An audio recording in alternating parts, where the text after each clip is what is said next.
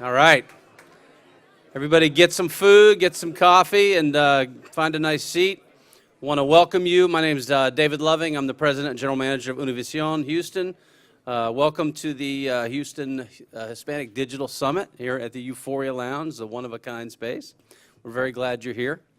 So we're really excited. We've got a great agenda today. I think we're going to learn a lot. I know I will learn a lot. We have some great speakers.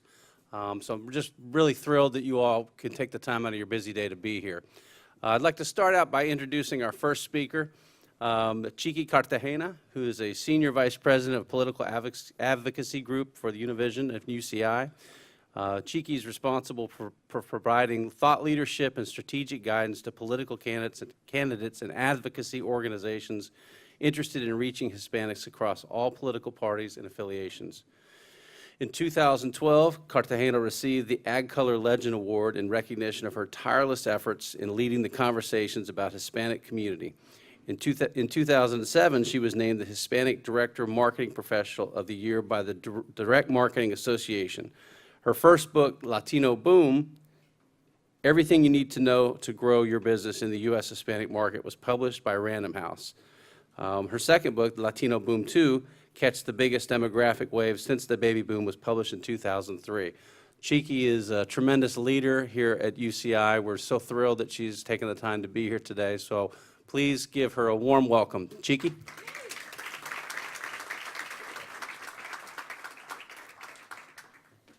What David forgot to mention is you're going to get some copies of my book today. Ah, ha, ha. But for that, you need to really pay attention because we're going to raffle off 5 after this session, and you're going to have to answer some questions based on the data I'm about to show you. So I guess, can you switch to my presentation up there? Wow, what a crowd. Thank you all for coming out today. You're in for a treat. I can guarantee that. Nope. All right. As soon as I get my deck, I can get started. I did want to mention, though, my second book was published in 2013. And we have 10 copies. We're going to raffle off 5 now, and then we're going to raffle off 5 at the end of the day. So you got to stick with us.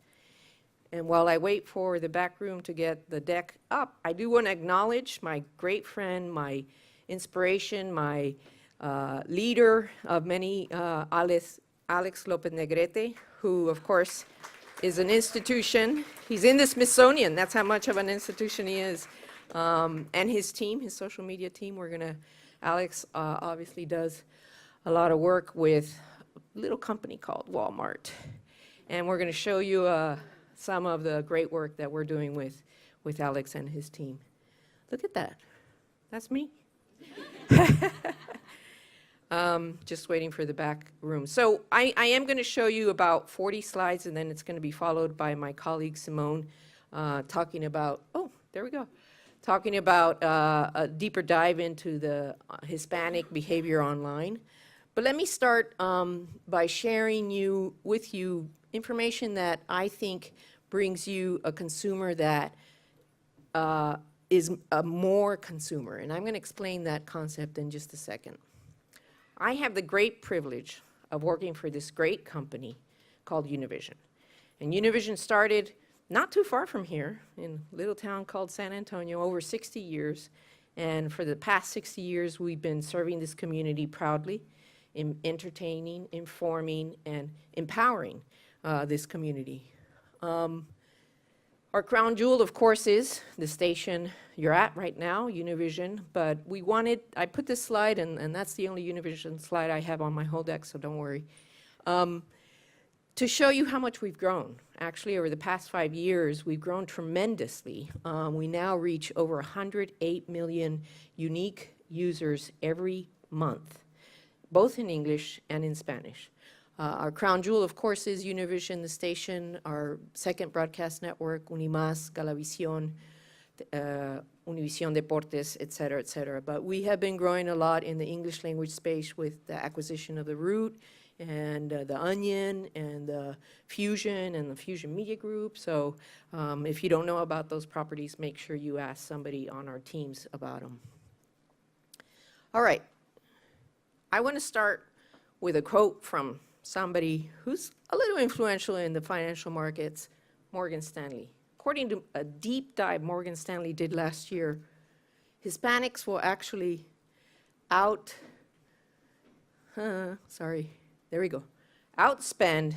millennials by 2020. The whole conversation in the marketing world is about millennials and Gen Z, right?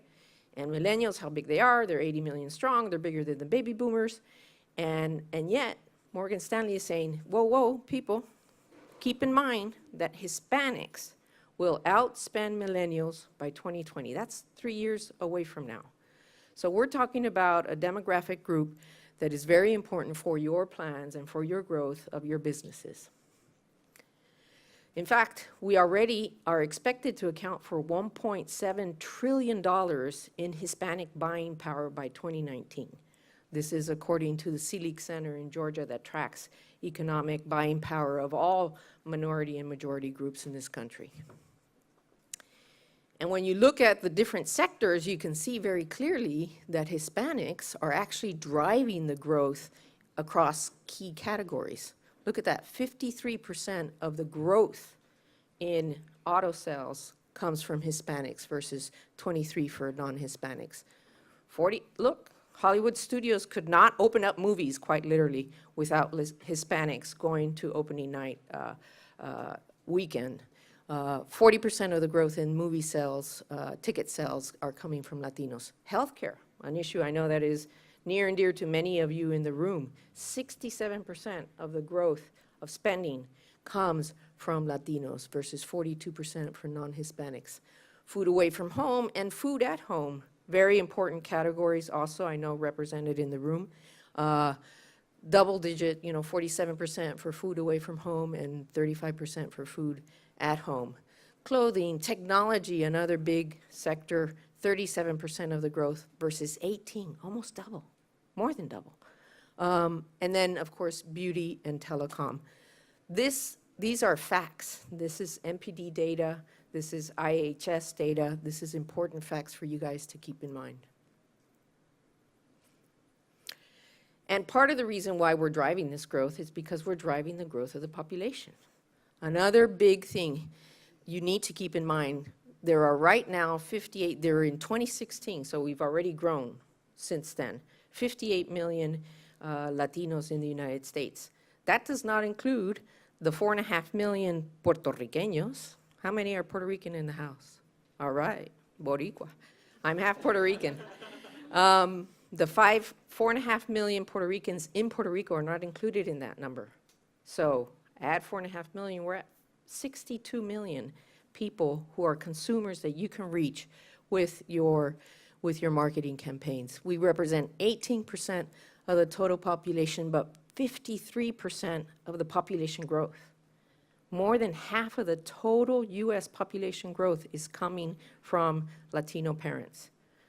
1 in 4 babies born in this country, nationwide. In Texas, I believe it's 1 in 3 babies born in Texas are to Latino parents. So this is a demographic you must not ignore. And as you can see, we are going to grow to 78 million strong by 2030, which is literally around the corner. So 58 million strong right now and growing to 78 million in just 15 years. So today I'm going to take you through 3 sort of main areas. I'm going to describe to you why Hispanics are the more consumer first, and you'll see why I say that. I'm going to take you through a little bit of what this total market strategy practice is, and that's where I'm going to show you the wonderful case study that we did with our friends at Walmart. And then at the end, we're going to go up a little, 30,000 feet, and talk about what we see according to the Futures Company and people who sort of spend time and money thinking about the future of the country and where multiculturalism is going. So let's start with the more consumer. One of the things that people don't realize is that Hispanics are super consumers, and we say that because they actually bring more value. A simple analysis of life expectancy versus median age versus years of effective buying shows that, in fact, you can see it there, Latinos will have 17 more years of effective buying power, more than a non-Hispanic white, by virtue of their age, their median age, right? That's the biggest differentiation. Non-Hispanic whites are at 43% median age. We are at 29. And also our life expectancy is slightly higher. So when you put that together, you can see that 17 more years of buying power means a lot of cerveza and a lot of autos and a lot of food at home and a lot of movie tickets, right? Why are we the more consumer? Because we're going through the same life stages that the baby boomers went through before, but we're going to do it for the next 50 years, right? The baby boomers have dominated the last 50 years, and now we're going to be dominating the next 50 years. Hispanic households, on average, have one more person than non-Hispanic households in the house. In fact, over 53% of them have children at home versus only 33% of non-Hispanics. So that also means, because of our youth, right, we were saying 29 is the median age, 60, look at that, 60% of Latinos are more likely to be getting married, right? They're in that age frame. 36% are more likely to have a first and second child, and 42% are more likely to buy a home. In fact, we are going to be one of the main thrusts behind the housing boom of the next 50 years. So as you can see, the fact that we're in those earlier life stages is what's fueling that buying power I was telling you about earlier, right? The 17 more years of effective buying power. We're going through those life stages that the baby boomers have dominated, and that now they're basically in that, retirement phase. And they're going to impact that too. Trust me, they're going to continue impacting. So the other thing Latinos bring to you is more points of entry, right? Our duality, the fact that we speak English and Spanish, is a wonderful way to rethink about this consumer, right? There's a lot of talk, especially in Texas and in California and other places, that, the more Latinos are born in this country, the more bilingual they come, and of course they are. I'm bilingual, we're all bilingual. But when it comes to language, culture is highly associated with language, and so there is an importance of keeping language alive because it is so associated to culture, right? When I watch a soccer game, I hate to tell you, I'm not watching it on some other English language network. I want to watch it in Spanish, right? My news, I like to watch my news in Spanish too, because first of all, they cover the news that matters to me. And so you're naturally gravitating to this language, and Spanish is the language of persuasion, right? When you really want to talk to somebody, when my mom gets mad at me, she speaks to me in Spanish.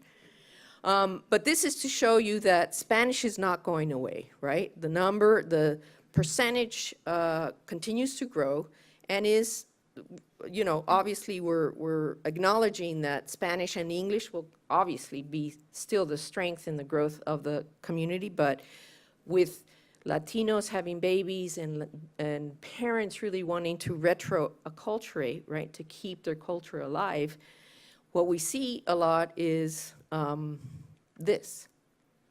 This is from a survey from Yankelovich that asked, how important to you is Spanish today than it was 5 years ago? Almost 60% of Latinos say Spanish is more important to me today than it was 5 years ago. That's more than half. That's almost 2/3 of all Latinos. So again, 58% of Hispanics say that the Spanish language is important to them because it's part of their culture. It's part of the way they communicate, and it's the way they make love in, It's just really ingrained in our culture. But again, the more opportunities come from this fact that we actually live in both worlds, right? We're a completely dual community, right? We function perfectly in English, and we like to have our mac and cheese, but we also love our, el desayuno que le acabamos de servir esta mañana, right? We like our tortillas and we like our food. And that food is another expression of culture, right? And that's what keeps that culture alive and well. But the duality is that we also, live in this American country, our country. People often forget that before the first pilgrims arrived in Plymouth Rock, Latinos had been here 200 years, right? In Santa Fe and in San Antonio and in San Agustin, we had already been here for 200 years. So who's American, or who's more American? So this duality is part of the reason why you have more opportunities of engagement with our community. And that duality means more spending. We wanted to show you just a comparison of total market versus Hispanics and then Spanish-dominant Hispanics. Look at that. Total market, you get $53 per total buying visit.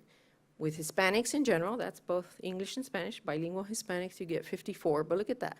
Spanish-dominant Hispanics just break the basket, $60 per total visit, $58 per brick and mortar visit, and $70 per online visit. And that's something that we want to talk to you guys about today, the importance of the digital space and how to reach Latinos there. And Latinos are actually looking for more ways to spend, right? There you can see the comparison between brick and mortar and online, and you can see what I was just showing you earlier, but just in percentage-wise, right? So Latinos, love to go shopping all the time, and if they don't feel comfortable maybe shopping now at brick and mortar stores for whatever political reasons, they're going to be shopping online. Amazon just did a great study about, Amazon a year ago decided, I think I'm going to start a Spanish language website just to see if, our sales with Latinos grow. And in fact, it's been a hockey stick, okay? So as long as you provide Latinos a space where they can engage with you, they are going to engage with you. We're the more consumers, okay? And I wanted to give you a couple examples that run the gamut. From quick service restaurants, you can see that Latinos have larger party size, 2.8 versus 2.1. They tend to visit with their family, and this is one of the big problems in these franchise stores is that we don't fit, right? Because they have, chairs that are sort of stuck to the ground or whatever, and sometimes Disney had a big problem with this when they started really advertising to Latinos.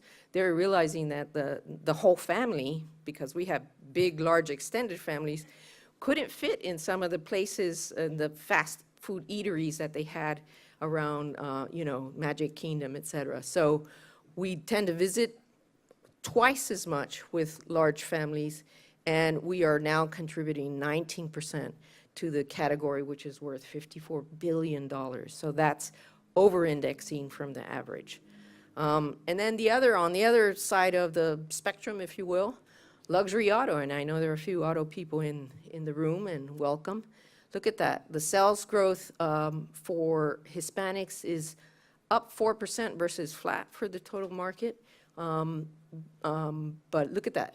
Hispanic households have contributed over 200% of the growth within those households in the larger economy. And oftentimes Latinos are perceived as families that are going to buy a cheaper car. But in fact, because we have larger families and because we're so, right, we want to protect our families, we're going to go for the more expensive car because we want to protect them, and we need a bigger car because we've got more people to put in it. So counter to some of the stereotypes or notions that exist about that consumer is the auto industry. All right, I'm going to talk a little bit about total market strategy. How many in this room have heard of that term? Okay, just a few of you, okay. Well, total market strategy really is this notion of putting consumers, not segments, consumers at the center of your growth strategy. And what I mean by that is if I sell Pampers, if I sell baby food, or if I sell whatever you're selling, think of your consumer as a whole. right? So if I'm selling Pampers, to stick with the Pampers example, I'm thinking of moms having babies, right? I'm not thinking of black moms having babies or white moms having babies. I'm thinking of moms having babies. So if you approach the consumer as a whole instead of dividing them by subsegments, then your marketing is going to be driven by the needs of a mom having babies, right? And so that, believe it or not, that little switch makes a big, big difference in terms of how you approach the market, what products you develop, and actually your return on your investment. So total market strategy really is based on 5 simple elements that you should keep in mind. So when you practice total market strategy, you want to make sure you leverage your consumer insights to define your strategy, right? And what I mean by that, following the example of mothers having babies, right? There's a universality to being a parent, right? When you have a kid, everybody goes through the same thing. There's a commonality. But then there's the cultural differences, right? How some Hispanic moms take care of their babies might be different from how some white moms take care of their babies. And that's where you celebrate the differences, okay? But when you're gathering insights, don't only talk to white non-Hispanic moms. Talk to Hispanic moms, black moms, all moms, and see where there are similarities and where there are differences so that you can then tweak your campaigns so that you celebrate the universal but acknowledge the differences as well. Number 2, design and evaluate products with the total market in mind, right? So often when people are developing new products, and because of the nature of businesses, right? A lot of businesses don't actually reflect the consumer that they're working for, that they're trying to target. And so some of these cultural stereotypes will impregnate, if you will, the thinking of the product development. So again, back with mothers with babies. What do mothers with babies need? And then you figure out what the cultural differences might be.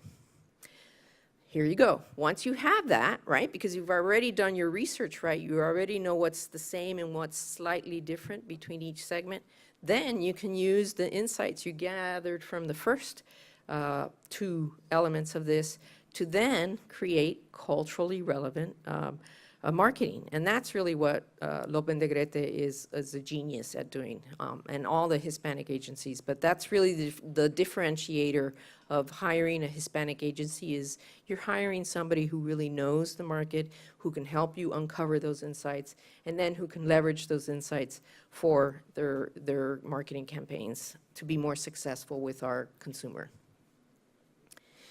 The other big thing that companies tend to do, especially big companies, is that they'll launch a marketing campaign first in English, and then, if there's money, they'll launch in Spanish. Completely the wrong thing to do, right? Because we're bilingual. So you want to have your Spanish language campaign, first of all, be reflective of the total opportunity with that consumer, right? So back to mothers having babies. 20% of your budget should be going to the 20% of the women that are having the babies who are Spanish dominant, okay? So you want to take advantage of your big marketing spend in English because that produces a halo effect because we're also watching in English, right? And then you want to launch concurrently in Spanish so that you're actually getting more return from your investment in Spanish language media by launching concurrently, okay? And last but not least, please make sure you're tracking success. Oftentimes, the Hispanic market is not properly captured in some of these measurement tools that do exist, and I know we're going to talk about measurement tools later.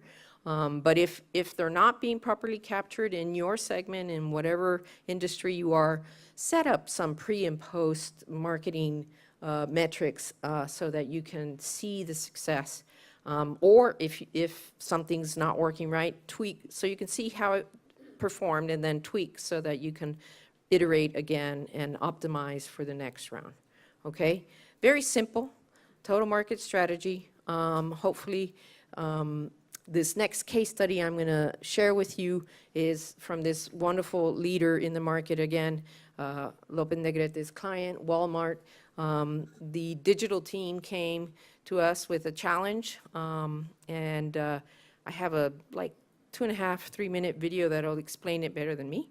But I do want to say that Walmart and big companies like P&G and Coca-Cola have for many years, for 30, 40 years, recognized the importance of the Latino consumer and really have put the Latino consumer at the center of their growth strategy. Famously, their chief marketing officer a couple years ago in Ad Age said, 100% of our growth at Walmart is coming from minority communities. And so unless a program has a minority community component, they won't run it at Walmart. And that is really a stellar example of what the right thing to do is. So without further ado, let's roll the tape on this Walmart case study. Welcome to Recetas y Sonrisas. Hispanic moms love to cook and often seek inspiration online. So we took this opportunity and developed campaigns focused on convenience. The challenge. Hispanic mothers face an uphill climb when it comes to finding creative options to feed their kids during Lent and Easter, especially with a traditionally limited menu consisting mainly of seafood. So, how do we help mom pass on her traditions while keeping the kids excited about this season? The strategy. We positioned ourselves as the one-stop shop for moms looking for meal solutions during Lent and Easter. The solution? We provided moms with 40 days of meal inspiration. Using recipe videos from renowned chef Oropesa and content from our mom bloggers, we engaged Hispanic moms while providing credibility to the recipes. Knowing Hispanic passion for preserving their culture and tradition, we developed a recipe generator customized to their specific needs.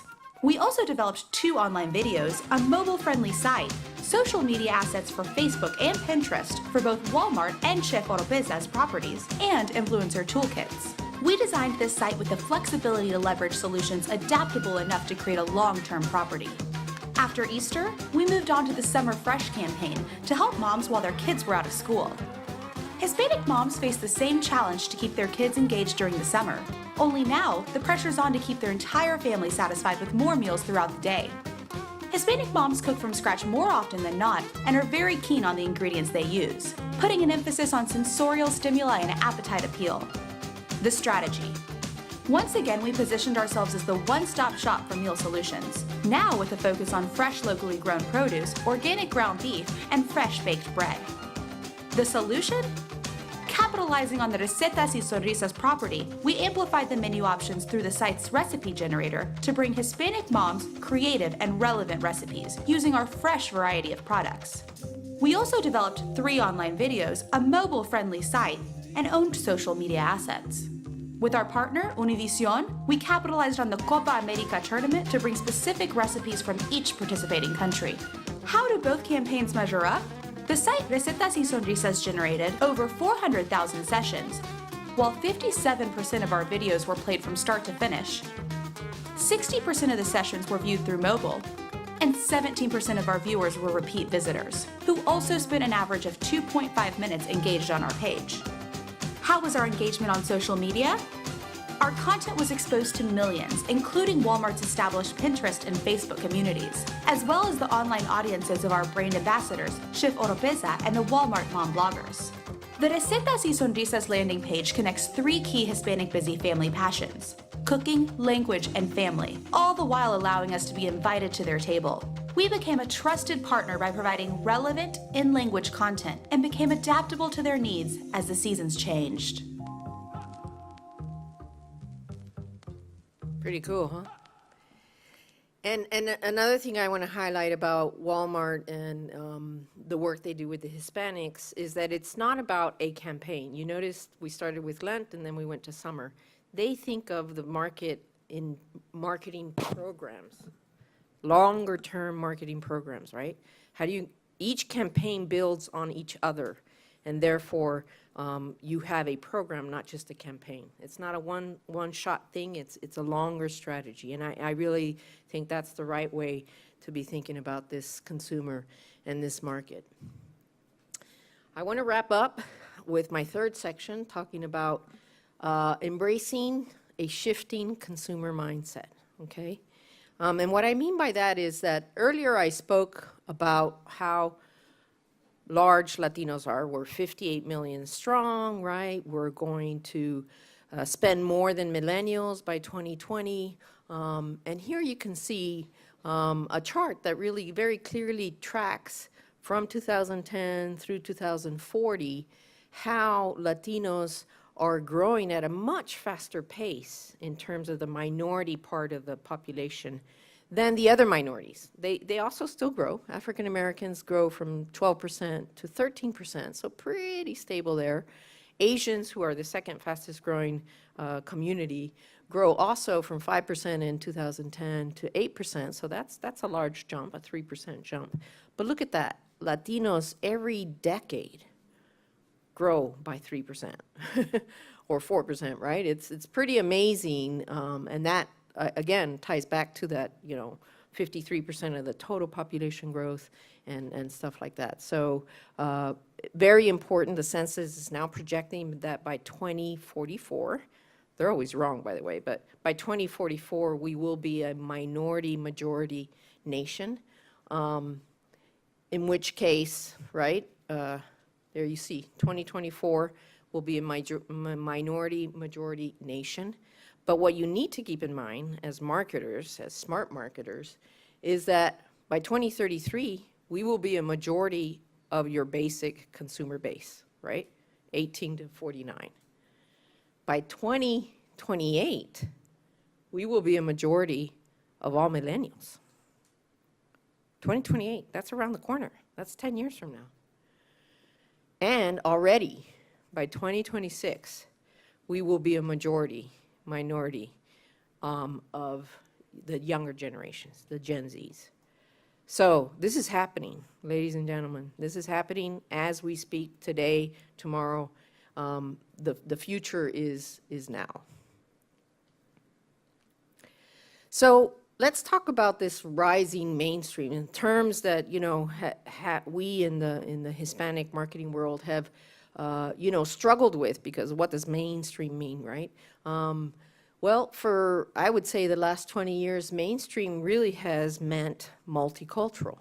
But we think, as we look forward, and this is work that comes from the Futures Company, we think that the future is really not multicultural, but polycultural. And I'm going to explain to you what that means. To be polycultural is more than just about race and ethnicity. There is a moment in this country right now, let's take aside the politics, where there is a zeitgeist about culture, identity, multiculturalism that scares some people and doesn't scare other people. It's really about a mindset derived from having many different cultural influences, right? This is the reality of the world we live in today. We're influenced by all these different cultures that, especially in America, we have the great privilege of experiencing, right? In a town like Houston, or in a town like New York, or in a town like Ohio, there is more and more diversity and polyculturalism happening. And last but not least, diversity is now becoming an absolute reality, not a curiosity, not a segment that you put aside, that you have to start breaking down, but rather it is something that brands must consider really along the lines of, quote unquote, the general market. What is the general market? The general market is no longer simply non-Hispanic whites. It is really a polycultural world. So let me define it for you. A polycultural person is someone who is attached to one's own culture, because culture is important, right? That defines who I am. I'm a Latina, Puerto Riqueña, mujer, gay. I'm many things, right? But I'm also open to other cultures, right? So that is what polycultural really means. Attached to one's own culture, but open to other cultures. And this is new. This is not how America has been over the past 50 years as much. It is something that we see really happening over the next 20, 30 years as we become a more polycultural country. Let me show you what that means, because you're probably sort of struggling. Did you know that 12% of Hispanics celebrate Chinese New Year? Did you? Well, did you know this? 14% of Asians celebrate Three Kings Day. That's polycultural. That's polycultural, right? Why? Because, there's intermarriage, people, the Bushes are a great example. Look at that, they have, Mexican children, they now have South Asian children or grandchildren, and, they're a polycultural family, the Bushes. They don't know it, maybe they do, but I think they are. And then I'm just going to show you a couple slides on how this evolving cultural orientation has been happening. We're looking at, again, futures company data from 2011 to 2015. In gray, you have people who are acultural, those who really don't shift from their notion of acultural or monocultural, right? But sorry, the colors are not too clearly defined. There's a lighter shade of blue. You have those who are culturally blended, right? Those intermarriages I was talking about. And then you have in dark blue, those who fully embrace their own culture, but are also open to other cultures, right? And that you can see it went from 2011 to 28% in 2011 to 37% in 2015. So this is self-identification by people taking this. And then when you look at it by ethnicity, you can see that non-Hispanic whites are still more in the monocultural arena, but more and more, 33% culturally blended, right? Not bad. Hispanics, 26% culturally blended, but 59% polycultural. Asians, 39% culturally blended, but 51% polycultural. And African Americans, 29% culturally blended and 53% polycultural. You'll see this a lot if you look at what teens are doing. I was watching the Teen Choice Awards the other day, and polycultural, completely polycultural. Everything they did. And white people were there, trust me, they were the main stage, but everything they did was very, very polycultural. You see these cultural cues if you look at how that Gen Z generation is already behaving. And they behave that way naturally. They never grew up with this concept of, oh, you're white, or I'm black, or you're yellow, or, No, they're like, my nieces and nephews, they're like, hey, Tia Chiqui, my friend Omar. Cool. And Omar is, from Pakistan or something, They don't care about that. They only care about, he's my friend. I don't care if he's Muslim or Jewish or, Catholic or whatever. Polycultural. So hopefully today I've helped you understand a little bit about why Hispanics are the more consumer. We consume more, we're growing more, we're driving growth in key categories. We're going to outspend millennials by 2020. I taught you very little, but I gave you a quick overview of putting total market strategy to practice, and I showed you the great example from Walmart. And last but not least, I'm showing you just a little bit of what the future may bring with this new concept of polyculturalism and accepting one's culture, identifying, keeping one's culture, but being open to other cultures. So with that, I'm going to hand the mic over, or do you want to do okay, we're going to do the raffle. Marie, come on up. Were you guys taking notes? All right, because we're giving away 5 of my books, which I will sign. We will now see whether you were taking notes. Okay, first of all, thank you, Chicky. That was an amazing presentation. Thank you. Great food for thought. Thank you so much. Okay, so the first question is, by what year will Hispanics outspend millennials? Yes. You. Yes. 2020. Woohoo! Perfect. We have a winner. Come see me afterwards. We'll get your name and give you the book. Okay, second question. What is the Latino population today? How many million?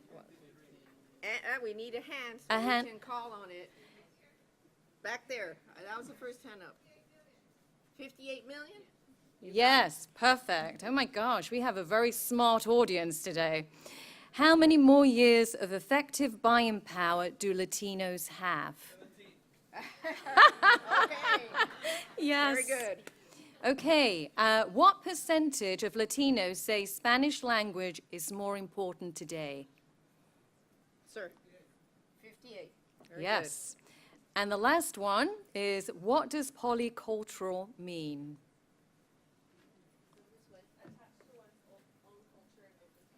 Woohoo! Brilliant. Yay. Great. Thank you, everybody. Simone? Oh, you introduce Simone. Okay, so Simone Skinner, who is our colleague, flew in from Dallas. She's our director of digital, is going to be covering a few slides that pertain more to Hispanics and how they consume digital. So thank you. Thanks, Marie. Hello, everyone. Good morning. All right. So, as Marie said, I'm Simone Skinner. Flew in from Dallas, but oversee the region as far as digital sales. And so I'm going to be sharing with you why it's really, really important to be connecting with Hispanics across digital platforms. That's the reason why we're here today and what we're really going to be learning more about over the next few hours. So, just some research and information for everyone. Some of you may be more familiar with these stats than others, but just as a baseline, I think everybody should know that Hispanics love to engage online. They are spending over 2 more hours every single week online on their smartphones. They're also spending 20% more time watching digital video than non-Hispanics.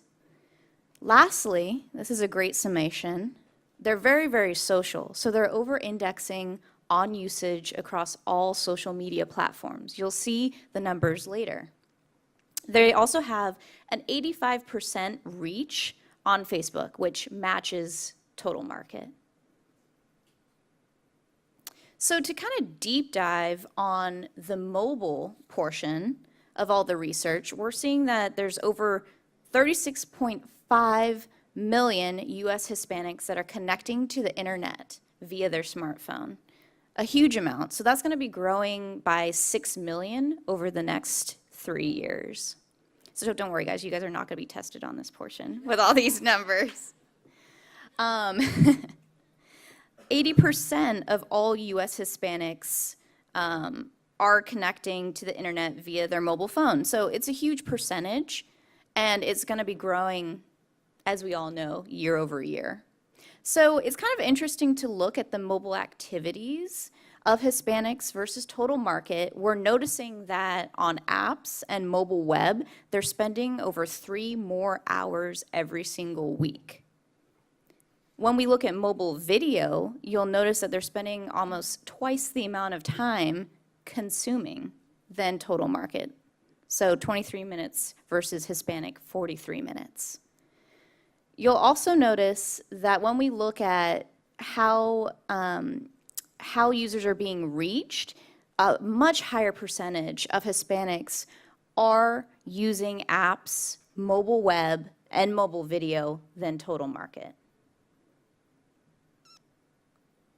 So to kind of deep dive into the video portion of the research, you'll see that monthly time spent watching video is significantly higher for Hispanics versus total market on desktop as well as on mobile. So you'll see the difference there between 6 hours every month versus almost an hour and a half on mobile. So a huge difference there. You'll also see that Hispanic video viewers are a much larger percentage consuming across all the platforms. That's meaning tablet, desktop computer, and smartphone. It's all adding up. You'll also notice that a large percentage of Hispanics are using specific digital video apps. That's 65% of Hispanics versus only 53% of non-Hispanics.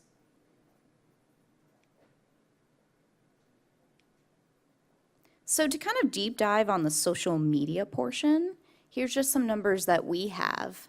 So there's 34 million Hispanics on social right now. That represents about 79% of the total US Hispanic population.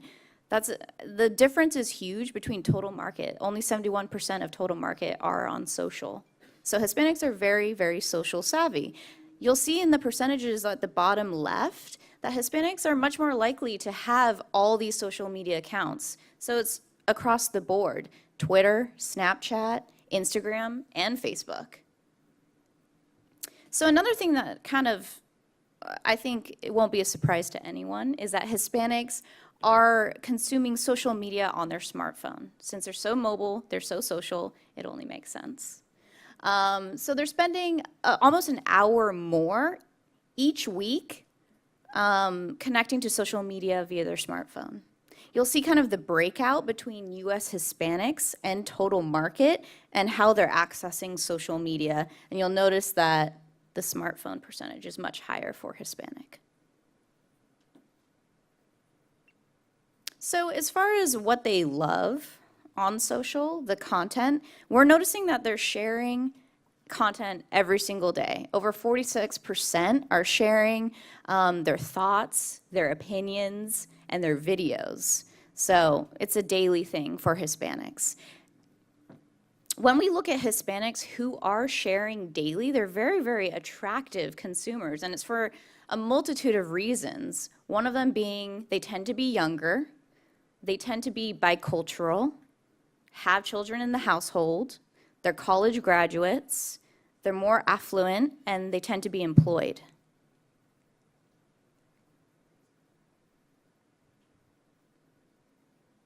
There we go. So there's a lot of information on here, but the important thing is we know Hispanics are engaging online. The question is really, how do we connect with them? And the way to do it, as Chiki was mentioning, is through language and culture. So these are just some points that kind of speak to both. As far as the cultural aspect of it, 73% of third-generation Hispanics are watching videos that speak to their heritage. And we know that to speak to Hispanics in culture really is made up of three things digitally. So the first being that someone that's Spanish speaking or is a Hispanic influencer is featured in the videos. That's very, very important. The second thing that should be included is, of course, humor. Hispanics love to laugh. I think everybody does. So we do that a lot. We try to make all of our social media content very, very, viral, funny, something that everyone would want to watch. And then the third thing that's important to include is family gatherings. As Chiki was speaking of larger families, family is a very, very important aspect of our culture. So when advertising, when ads include Hispanic culture, over half of users, they welcome ads that are targeted to them, specifically as a Latino, and that over 9 in 10 US Hispanics pay attention when they do so. So it's very, very important to keep this in mind when you're advertising to Hispanics digitally. Another very important point is kind of shifting not only from the culture, but the language as well. It's something that we think about quite often and get asked about quite often.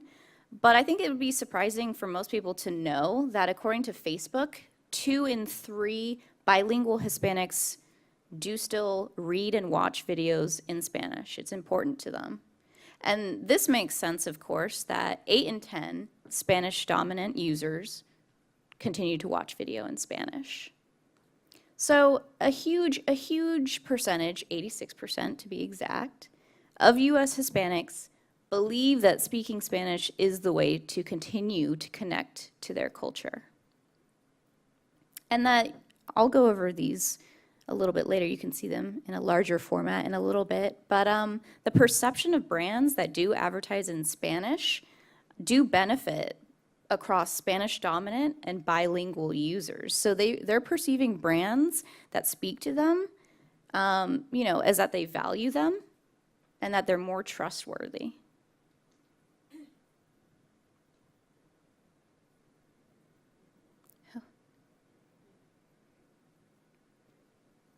So kind of lastly, something that we've been doing very recently is focusing on native content, branded content, where we're trying to create interesting content for our users that kind of weave in a brand. And so this is only gaining in popularity. And this Nielsen study shows that when you partner with a premium publisher like Univision, and you create videos with them, and we share them across our platforms, there's a 50% brand lift versus publishing on your own. So much more engagement, a lot bigger reach. So that really kind of ends the digital Hispanic research portion. We're going to kind of move on to the next section of the digital summit, where we're going to be breaking out into different sessions. So I'm just going to kind of briefly describe each session to you, and you guys can pick one session that you attend. You should know that each of the sessions will be taped, and you will be able to see them all afterwards at univision.com/Houston Digital Summit. So we'll be uploading that afterwards. But the first session is really data solutions. And so that's going to be more of a Q&A panel with 3 speakers that come from different perspectives, one being our publisher side, another being from an agency perspective, and the third being a direct brand and what they're doing with data targeting as far as on the campaign side, and then also on the back end, what they're doing with that data as far as reaching those users once they collect information. So if that interests you, that's going to be in conference room 2B, and that's downstairs. The second session is going to be location targeting, and that's going to be located in the Euphoria Lounge, so you would stay here if you attend that session. And that's going to be led by Jared Schulman, a partner of ours, and he's going to be really talking about the importance of location targeting, specifically on mobile devices, and also geofencing. The third session will be led by our speaker, Chiqui Cartagena, and so she'll be speaking more in depth regarding advocacy and corporate social responsibility. And that's going to be, again, downstairs, but in conference room 2A. And I'm sure everybody has the agenda, but after those breakout sessions, we're going to be reconvening here, and we're going to have a social media panel with a lot of exciting speakers from different perspectives as well. And so there will also be a drawing at the very end for more prizes, more books, and other things. And then the last thing I'll leave you with is to, of course, check out our Snapchat filter and use it. We want to see all those pictures. So enjoy and choose whatever session you would like. We'll see you afterwards.